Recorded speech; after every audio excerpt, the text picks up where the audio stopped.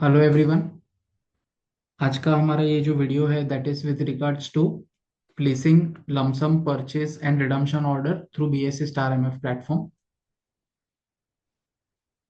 BSc star MF पे lump sum purchase या redemption के ऑर्डर कैसे प्लेस करने हैं वो हम बताएंगे इस वीडियो में। After log in to the platform आपको क्लिक करना है। यहाँ पे एक टैब है ओपन एमएफ। ओपन एमएफ में आपको क्लिक करना है। ओके, यहाँ पे एक विंडो ओपन होगी स्कीम वॉच।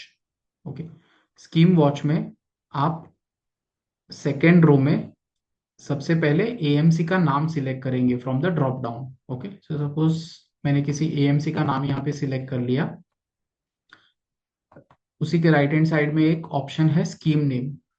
स्कीम नेम के बॉक्स में आप स्कीम का कोई भी कीवर्ड एंटर करेंगे। जैसे अगर आपको लार्ज कैप फंड चाहिए तो आप लार्ज लिखेंगे, स्मॉल कैप फंड चाहिए तो स्मॉल लिखेंगे, लिक्विड चाहिए तो लिक्विड लिखेंगे। जो भी स्कीम का कोई भी कीवर्ड है वो आप यहाँ पे एंटर करेंगे। तो सपोज मुझे अल्ट्रा शॉर्ट टर्म फंड में इन्वेस्ट करना है तो मैं यहाँ पे टाइप करूंगा अल्ट्रा, और उसके ऊपर एक ऑप्शन टाइप का बॉक्स बना है। ओके, वहां पे मैं ऑल की जगह पे अदर्स सिलेक्ट करूंगा। अदर्स का मतलब है ग्रोथ ऑप्शन। ठीक है, बाकी ये स्कीम वॉच वाली विंडो में मैं किसी भी और फील्ड को टच नहीं करूंगा and I will click on view. जैसे ही मैं व्यू पे क्लिक करूंगा यहाँ पे मुझे मेरी स्कीम दिखाई देगी। ठीक है, लेफ्ट हैंड साइड में आप देखेंगे तो परचेज और रिडीम का बटन है। ओके, तो आप यहाँ से परचेज या रिडीम पे क्लिक कर सकते हैं।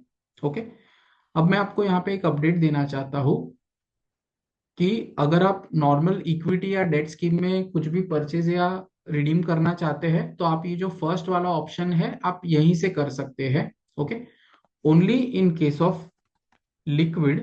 Okay, only in case of liquid आपको यहाँ पे ये स्कीम कोड वाले कॉलम में देखना है कि ये L0, ये जो L0 वाली स्कीम है इसमें आपको परचेस करना है। Okay, only for liquid you will always do the purchase in L0 scheme.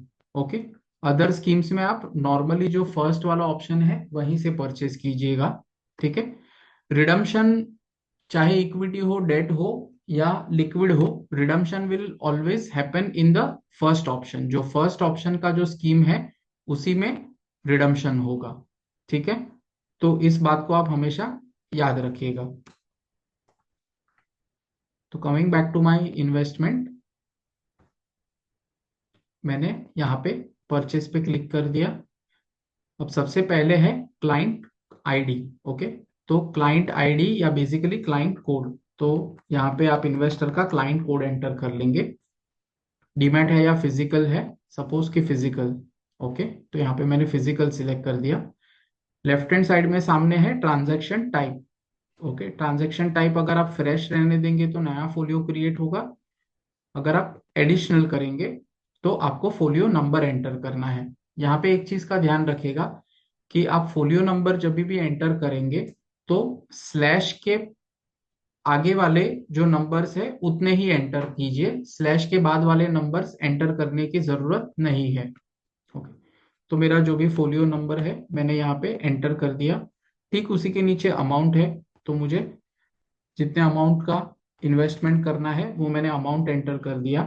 Okay, यहाँ पे ईयूआईएन नंबर का बॉक्स है तो ईयूआईएन नंबर एंटर करना कंपलसरी है। ठीक है, बाकी ये sub broker, PG bank reference number, mobile number, email address, I am leaving everything blank, यहाँ पे कुछ भी नहीं करना है। Okay, and simply click on purchase. ठीक है, तो जैसे ही आप परचेस पे क्लिक करेंगे यहाँ पे आपको एक मैसेज आएगा कि your order confirmation so and so has been place successfully. ये करने के बाद इन्वेस्टर को टू फैक्टर ऑथेंटिकेशन का एक लिंक रिसीव होगा उनके ईमेल एड्रेस पे। ओके, तो यहाँ पे मुझे एक लिंक रिसीव हुई है, परचेज फॉर सो एंड सो। यहाँ पे मैं ऑनलाइन ऑथेंटिकेशन पे क्लिक करूंगा।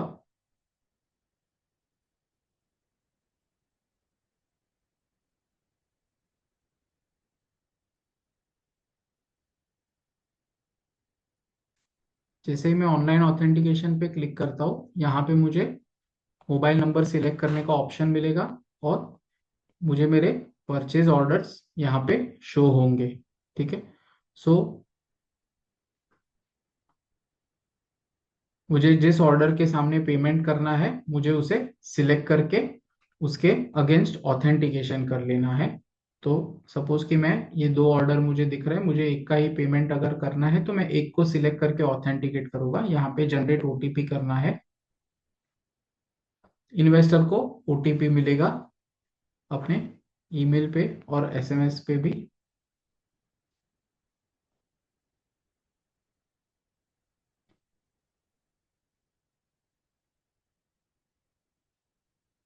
ओटीपी यहाँ पे एंटर करके इसे सबमिट करना है। ओके। तो मैसेज आएगा, authentication has been completed for the selected orders. ठीक है। सो ये टू फैक्टर ऑथेंटिकेशन हो गया। ओके।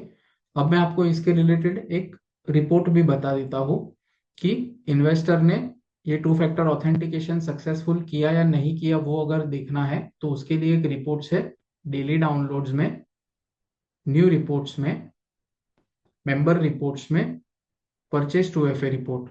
ओके। इस रिपोर्ट का नाम है purchase to F A report, but basically अगर आपके कोई भी purchase, redemption, switch, STP, SWP, SIP, कोई भी ट्रांजैक्शंस हो तो सारे ट्रांजैक्शंस के लिए टू फैक्टर ऑथेंटिकेशन कंपलसरी है। ओके।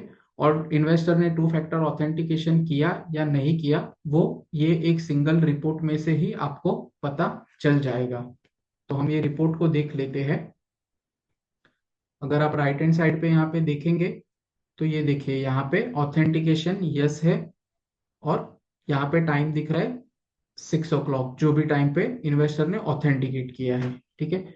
जहाँ पे ऑथेंटिकेशन नो है, मतलब इन्वेस्टर ने ऑथेंटिकेट नहीं किया है। ठीक है। सो वेरी इंपॉर्टेंट रिपोर्ट जो आपको देखना है। ओके। और एक चीज का ध्यान रखिएगा कि सपोज जैसे जो हमारा यूसीसी था उसमें मल्टीपल होल्डर्स है, एनी वन सर्वाइवर है तो सेकंड होल्डर भी है, थर्ड होल्डर भी है। तो अगर फ्रेश फोलियो क्रिएट करते हैं तो दोनों होल्डर या तीनों होल्डर को टू फैक्टर ऑथेंटिकेशन करना है। लेकिन अगर एग्जिस्टिंग फोलियो में हम कोई भी ट्रांजैक्शन करते हैं तो उसमें सिर्फ एक ही होल्डर को ऑथेंटिकेशन करना होता है। और वो जो ऑथेंटिकेशन का ईमेल और एसएमएस है, वो इन्वेस्टर के फोलियो में जो mobile number, email address updated है उसके ऊपर ट्रिगर होता है। तो आपको ये चीजों का भी ध्यान रखना है। इनकेस अगर किसी इन्वेस्टर को ऑथेंटिकेशन का लिंक नहीं मिला है, ठीक है, तो एडमिन में 2FA रिसेंड ईमेल ऑथेंटिकेशन करके एक ऑप्शन है। यहाँ पे जाके आप वो टू फैक्टर ऑथेंटिकेशन की लिंक को रिसेंड भी कर सकते हैं। ओके। तो यहाँ पे सब्सक्रिप्शन का मतलब है परचेज, और एसआईपीस की अगर लिंक्स है तो वो सब्सक्रिप्शन में आएगी। रिडम्पशन है, एसटीपी, एएमसी है, एसडब्ल्यूपी है, जो भी आपका ऑर्डर है, यहाँ पे आप उसे सिलेक्ट करके लिंक को रिसेंड कर सकते हैं।